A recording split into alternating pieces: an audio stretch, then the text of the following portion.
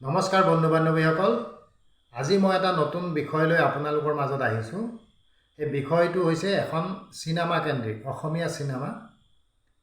আপোনালোকে বহুতে হয়তো গম পাইছে অলৰেডি যে ২৭ অক্টোবৰ তাৰিখে অসমৰ জনপ্ৰিয় অভিনেতা তথা বিজেপিৰ লিডাৰ যতীন বৰাৰ এখন ৰাঘৱ নামৰ ছবি মুক্তি পাবলৈ গৈ আছে।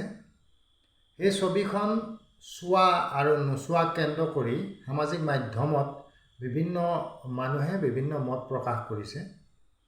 এতিয়া কথাটো হ'ল, আমি আমাৰ ভাষাৰে এই চিনেমাখন চোৱা উচিত নে অনুচিত বা এই চিনেমাখন সম্পৰ্কে দুটা কথা আপোনালোকৰ আগত শ্বেয়াৰ কৰিব খুজিছোঁ।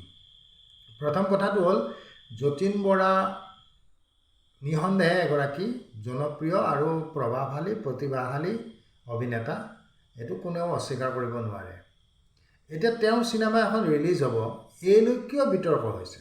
বিতৰ্কটোৰ মূল কাৰণ যে কা আন্দোলনত যতীন বৰাই দুমুখীয়া স্থিতিটো ল'লে বা তেওঁ বিশ্বাসঘাতক কৰিলে। তেওঁ বিজেপিৰ লিডাৰ আছিল, জ্যোতি চিত্ৰবনৰ দায়িত্বত তেওঁ আছিল। গতিকে তাৰ পৰা তেওঁ কা আন্দোলনত যেতিয়া গোটেই অসমৰ মানুহ যেতিয়া জঁপিয়াই পৰিল, গোটেই মানুহৰ যেতিয়া চেণ্টিমেণ্টটো কা আন্দোলনৰ ফালে গ'ল, বিজেপি বিৰোধী চেণ্টিমেণ্ট এটা গঢ় লৈ উঠিল, তেতিয়া ফটাফট তেওঁ আহি ক'লে যে মই অসমীয়া মানুহৰ লগত আছোঁ, মই বিজেপিৰ লগত নাই। বিজেপিয়ে যিহেতু এই আইনখন জোৰ জবৰদস্তি জাপি দিব খুজিছে, গতিকে মই বিজেপিৰ লগত নাই, মই এই পদ ত্যাগ কৰিলোঁ আৰু মই আন্দোলনৰ অংশীদাৰ হ'লোঁ। কা আন্দোলনৰ বিৰোধিতা কৰিলে। ঠিক আছে, মানুহে ভাল পালে যে যতীন বৰাৰ নিচিনা এগৰাকী জনপ্ৰিয় অভিনেতাই ইমান ছেক্ৰিফাইচ কৰি পেলাই তেওঁ কা আন্দোলনত জইন কৰিলে, ঠিক আছে। পৰৱৰ্তী পৰ্যায়ত কা আন্দোলনৰ পৰিস্থিতিটো কেনেকুৱা হ'ল আপোনালোকে গম পালে। যে লতাশিলৰ যিটো এণ্টাৰটেইনিং আন্দোলন, এইটো গানা বাজানা কৰি যিটো আন্দোলন কৰিছিল, সেই আন্দোলনৰ পিছত ফাংচনে, বিহুৰ ফাংচন বা এই কিবা দুৰ্গা পূজাৰ ফাংচনৰ নিচিনা আন্দোলন এইটো হ'ল শেষত গৈ পেলাই। গতিকে তাৰ পৰৱৰ্তী পৰ্যায়ত সেই আন্দোলনৰ লিডাৰবিলাক ৰাতাৰাতিৰ ভিতৰত গৈ বিজেপিৰ লগত মোকাবিলা কৰি তাহাঁতে চাৰেণ্ডাৰ কৰি ল'লে। ঢেৰ লিডাৰ এইবিলাক ইফালৰ পৰা আহিছিল, আকৌ ফটাফট ইফালে গুচি গ'ল। এতিয়া যতীন বৰাইও 2020 চনৰ 17 আগষ্ট তাৰিখে এখন প্ৰেছ মেল পাতি ক'লে যে মোৰ ভুল হৈছিল, মই এই কা আন্দোলনটোত জঁপিয়াই পৰিব নালাগিছিল। কা আন্দোলনটো এটা ইম'চনেল আন্দোলন, কোনো বিদেশী নাহিল, এইটো এনেই এই ৰাজনৈতিক দল খোলাৰ অভিসন্ধি বা এইটো কোনো ধৰণৰ মোৰো ভুল হৈছিল। গতিকে মই বিজেপিৰ লিডাৰ আৰু মোৰ যিবিলাক শুভাকাংক্ষী তেওঁলোকৰ ওচৰত মই ক্ষমা বিচাৰিছোঁ, মই পুনৰ বিজেপি শিবিৰলৈ আহিলোঁ। এইটো তেওঁৰ কথা।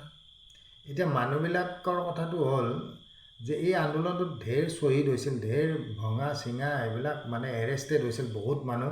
কোনোবাই বিশ্বাসঘাতকতা কৰিছে, এইটো বেলেগ কথা, কিন্তু আন্দোলনটো এটা বেলেগ ধৰণৰ ৰূপ লৈছিল কম সময়ৰ ভিতৰতে। গতিকে যতীন বৰাৰ এই লুটি বাগৰটো মানুহে সহজভাৱে ল'ব পৰা নাই। এতিয়া মোৰ প্ৰশ্নটো হ'ল, যতীন বৰা এজন আৰ্টিষ্ট। সকলো আৰ্টিষ্টৰে এটা ৰাজনৈতিক দৰ্শন থাকে। এই কিছুমানে কমিউনিজিমটো ভাল পায়, কিছুমানে এই জাতীয়তাবাদটো ভাল পায়, কিছুমানে আকৌ এইটো বিজেপিৰ আদৰ্শটো ভাল পায়। গতিকে এই যতীন বৰাইও বিজেপিৰ আদৰ্শটো ভাল পায়, সুবিধাবাদে হওক যিয়ে নহওক, মুঠতে তেওঁ বিজেপিৰ এটা ৰাজনৈতিক আইডিঅ'লজি তেওঁৰ আছে। এতিয়া তেওঁৰ প্ৰফেশ্যনটো হ'ল চিনেমা।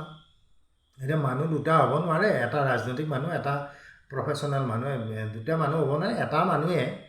কথাটো হ'ল তেওঁ চিনেমাখন বনাইছে। এতিয়া চিনেমাখনে কেনেকৈ ৰাজনৈতিক কিবা দৰ্শন আছে নেকি, এইটো চাবলগীয়া কথা হ'ব বাৰু, এইটো পিছৰ এটা বিষয় হ'ব। কিন্তু কথাটো হ'ল, মোৰ প্ৰশ্নটো হ'ল, যতীন বৰাই কেৱল বিশ্বাসঘাতক নে? কিমান বিশ্বাসঘাতক ওলালে এই আন্দোলনটো? ৰাতাৰাতিৰ ভিতৰত গৈ পেলাই কত শিবিৰ সলালে, কত আকৌ এতিয়া শিবিৰ নসলাই আকৌ ৰাতি মনে মনে গোপনে গোপনে বিজেপিৰ লগত সংযোগ স্থাপন কৰি আছে, কত বেমাৰ হোৱা ভাও জুৰিলে। ঢেৰ কাহিনী, অসমৰ ইতিহাসত বিশ্বাসঘাতকতাৰ কোনো অভাৱ নাই, ঢেৰ বিশ্বাসঘাতক আছে। আৰু সেইকাৰণে অসমৰ আন্দোলন এইবিলাক আৰু ভচৌচৌ হৈ যায় শেষত। এতিয়া যতীন বৰাই এখন চিনেমা উলিয়াইছে। চিনেমা হওক, ছবি হওক, গান হওক, এইবিলাক হ'ল কলাত্মক এটা বিষয়। এই কলাত্মক বিষয়টোক আপোনাক কোনো ফ'ৰ্চ কৰিব নোৱাৰে যে আপুনি এই চিনেমাখন চাওক। কোনেও ফ'ৰ্চ কৰিব নোৱাৰে যে চিনেমাখন নাচাব আপুনি। এইটো আপোনাৰ নিজৰ এই ব্ৰেইনৰ কথা, নিজৰ চিন্তাৰ কথা যে মই চিনেমাখন চাম, কাৰণ এইটো মোৰ হেৰি, মই চাম বুলি ভাবিছোঁ। চালে আপুনি বিজেপি হৈ যাব, নাচালে আপুনি বিজেপি নহ'ব, এনেকুৱা কথা নহয়। কিন্তু কথাটো হ'ল যে আপোনাৰ নিজৰ মস্তিষ্কৰ কথা এইটো। বোলে নহয় এইটো বিশ্বাসঘাতকতা কৰিছিল, কোনোবাই ক'লে বুলিয়ে সেই বুলিয়ে আপুনি নাচাব, এনেকুৱা কথা নহয়। আপুনি কাৰ গান শুনি আছে এতিয়া? যিয়ে বিশ্বাসঘাতকতা কৰিছে তাৰো গান শুনি আছে, তাৰে লেকচাৰ শুনি আছে, টিভিটো অফ কৰি দিয়া নাই। গতিকে এই বিশ্বাসঘাতকতাৰ খেলখন বেলেগ এটা খেল।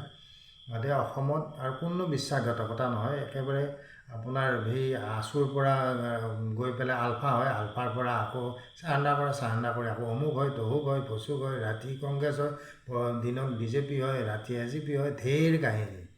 গতিকে এখন ধোৱাচন্ন লিডাৰবিলাকৰ একেবাৰে কি ক'ম আৰু, এইটো গোটেই ভেলুলেছ কাৰবাৰ এটা। তাৰ মাজত যতীন বৰা এজন এটা অভিনেতা আৰু আৰ্টিষ্টবিলাকৰ এটা ইম'চনেল কথা থাকে। মই যতীন বৰাক চিনি নাপাওঁ, জানি নাপাওঁ, তেওঁ মোক চিনি নাপায়, জানিও নাপায়। মই আৰ্ট ফৰ্মৰ লগত জড়িত। কিন্তু কথাটো হ'ল মই চিনেমা নাচাওঁ। যতীন বৰা বুলি নহয়, মই চিনেমা খুব কম চাওঁ। মোৰ ইয়াতে হলে নাই। চিনেমাৰ সমস্যাটো হ'ল হলে নাই। গতিকে হল থকাবিলাকেও বেলেগৰ ইনফ্লুৱেঞ্চত আপোনালোকে চাব, এই আমাৰ বিজেপিৰ মানুহ দেই, এইবাৰ কাৰণে চিনেমাখন চাব লাগে, এনেকুৱা নহয়।